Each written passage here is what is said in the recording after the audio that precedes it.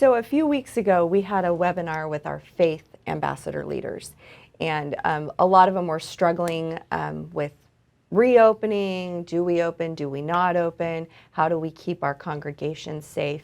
And so now we're moving full force with reopening of houses of faith. And so a couple of questions came in regarding the reopening of those churches.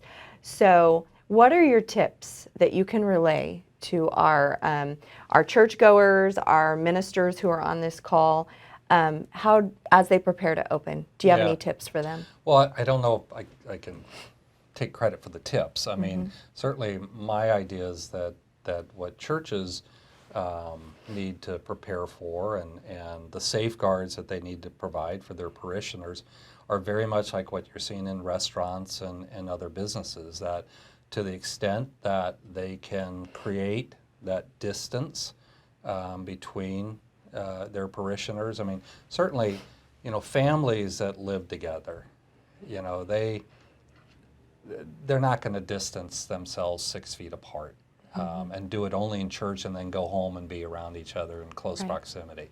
So families probably sitting together, but then creating that 6 foot or greater space between the next family or individual that's there. So again, we get back to everybody's pretty much concluded that the virus spreads through micro droplets when somebody sneezes, coughs, sings, talks really loud, gets really animated.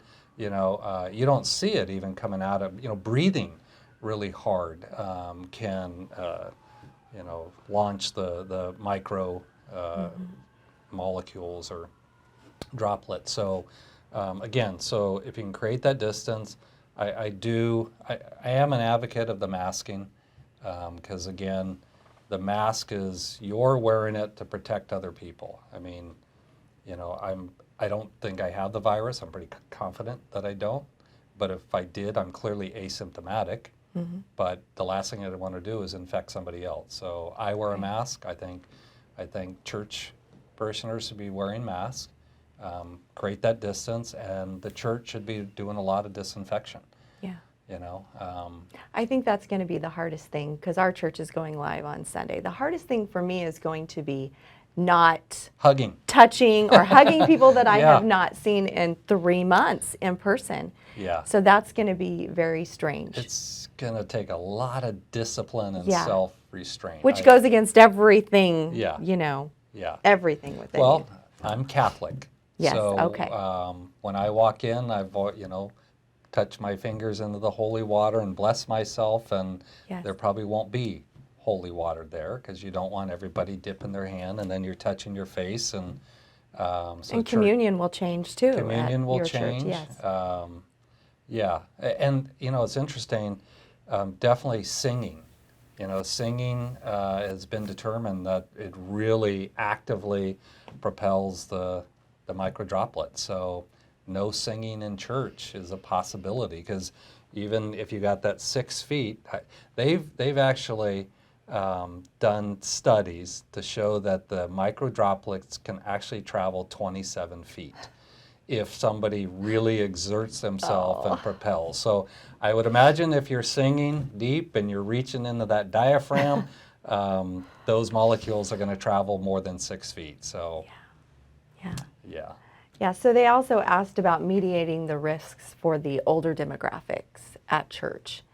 And so I think that's just going to be the same as, wear masks, don't touch, don't hug, don't greet each other, with the holy kiss, as some churches would say.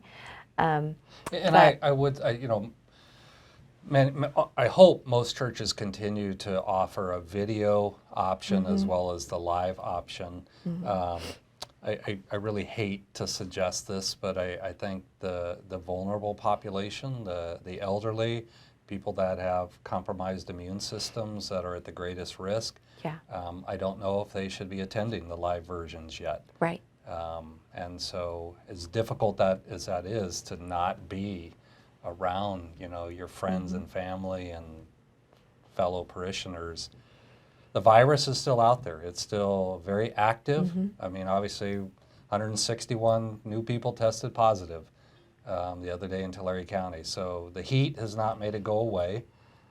So it's still very active out there, and we got to act that way and just continue to do everything we can to keep ourselves safe and to keep everybody else safe.